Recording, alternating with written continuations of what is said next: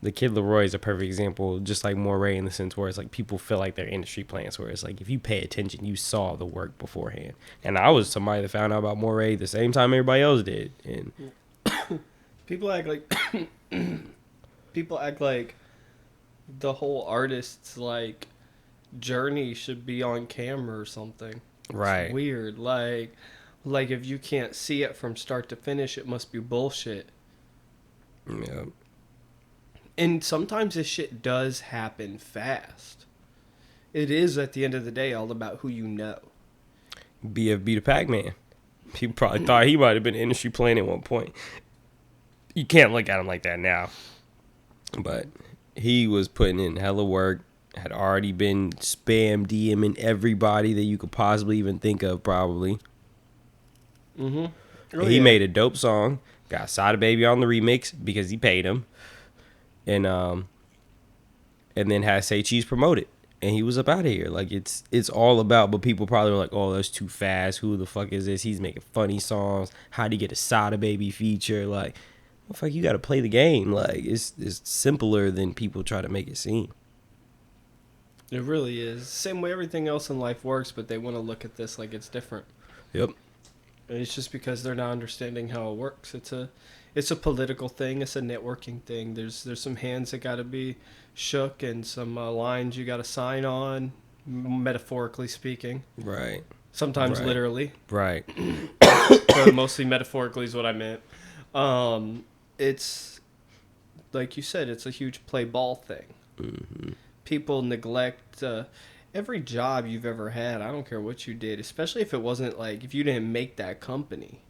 If you worked your way, and you can look at a company like the whole industry entirely.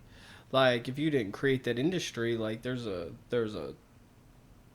like a path you got to take. There's a way you got to go through it, a journey to climb this Right. ladder. There's things you got to do, people you need to know, and like I mean, even if you look at Kid Leroy and you look at like interviews with him, I believe he even said like once he met Bibby, That's whenever he was. It was done. Yep, because he needed somebody that was willing to invest in him. Like, and Bibby saw the talent at that time, whatever, and Because it was like other people had taken him out there, and he was doing completely other stuff, and it was just in the process of doing something. Somebody was like, "Oh, these two need to get in the room together," and Bibby just fucked with him. right, yeah, because that's a lot of what we don't hear about. Also, is like how these people meet each other.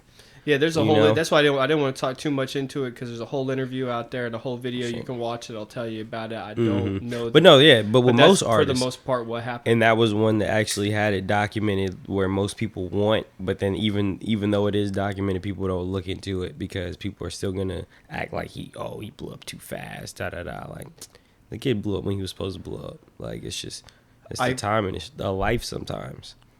I remember watching like one of the Juice World stories online after he passed, and they were talking about, they were showing interviews with, I believe it was an interview with him. He was saying, he was just getting regularly like 10,000 or so views and stuff like that, 5 to 10,000 views on like videos and songs on YouTube, and then someone in Chicago or whatever noticed his music. They linked up with him. They helped them promote it.